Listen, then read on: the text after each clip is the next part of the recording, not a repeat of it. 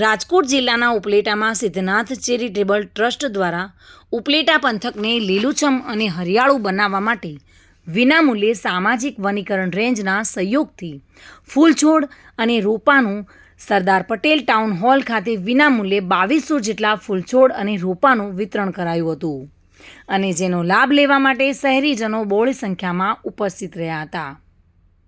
આ કાર્યક્રમમાં મોટી સંખ્યામાં આગેવાનો અને ટ્રસ્ટીઓ પણ ઉપસ્થિત રહ્યા હતા અને તમામ ઉપસ્થિત લોકોએ આ કાર્યક્રમને શોભાવ્યો હતો।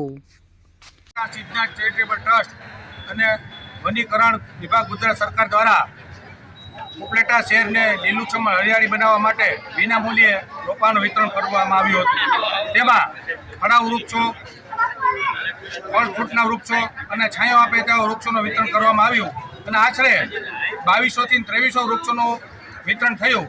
આ તબક્કે ઉપલેટા શહેરની જનતા હોશેભર રોપા લેવા આવી અને અત્યારે હાલમાં જે પરિસ્થિતિ છે, ઓઝોન વાયુમાં ગાબડું પડ્યું છે અને જે ગરમીનો પારો ઊંચો થાય છે તે સમજી અને લોકો હોશે રોપા લઈ અને પોતાના ઘર આંગણે અને શહેરને લીલું રળિયામણું બનાવે છે અને ઓક્સિજન વાયુ અત્યારે ઘટે છે તે સમજી અને લોકો વધુમાં વધુ રોપા વાવે તે માટે સમજણ પણ આપવામાં આવી હતી અને એક છોડ એક માં કે નામ પર રોપો દરેક વ્યક્તિએ વાવ્યો હતો।